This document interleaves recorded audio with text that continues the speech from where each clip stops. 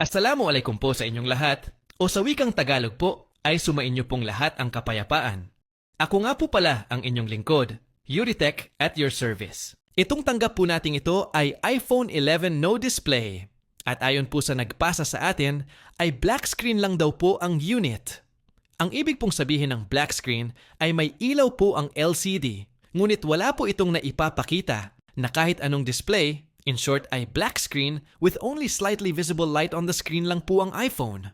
And to validate my client diagnosis, ay nag-try din po ako ng good LCD, and the iPhone is indeed no display at all. So I decided to start my own way of diagnosis procedure.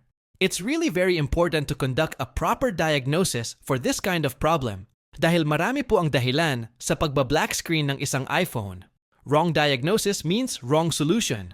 And wrong solution means customer will be disappointed, and no technician want their client to be disappointed in any means. Always remember that when handling any issue, especially in repair services, it is essential to begin with the basic SOP. Never bypass standard procedures, as doing so often results in loss of client trust. And for that obvious reason, ay gumamit po ako ng multimeter with the help of schematic diagram upang makuha ko po ang every diode value ng pin ng FPC connector. The purpose is to identify what line is broken or what line has a leak that caused the iPhone to no display. By using this method, we can resolve the problem with a significantly higher chance of success. If you are not yet familiar with using a multimeter, particularly the diode check mode, I strongly advise you to learn it, as it is an essential tool in our work. By using the diode check mode, I noticed that pin number 11 initially showed no connection. After carefully tracing the signal line, I found that pin number 11 was connected to a coil, and the coil itself was directly connected to the CPU. At ang dumadaloy po sa linya ng pin number 11 ay MIPI display. At ang MIPI display po ay tumutukoy sa isang display na gumagamit ng Mobile Industry Processor Interface Standard upang makipag-ugnayan o makipag-communicate sa isang processor o chipset. Sa madaling salita po, ay ang nawawalang linya sa pin number 11 ay isa palang mahalagang komunikasyon ni LCD kay CPU para magkaroon ng display ang screen ng iPhone 11 na ito.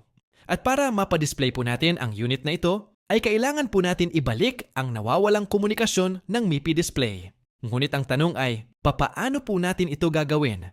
May dalawang posible po akong nakikitang solusyon sa problema. At ito ay ang i-bypass ang pin number 11 directly sa CPU. Ngunit ang paraan pong ito ay parang malabo, kaya pass po tayo sa bypass method. At ang second option po natin ay i-reball ang CPU. At ito po ang para sa akin, ang pinaka the best but the hardest solution.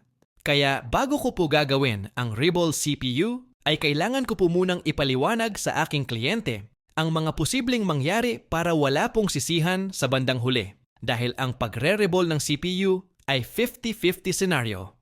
Ang ibig sabihin po ng 50-50 ay pwedeng magawa at pwede rin matuluyan.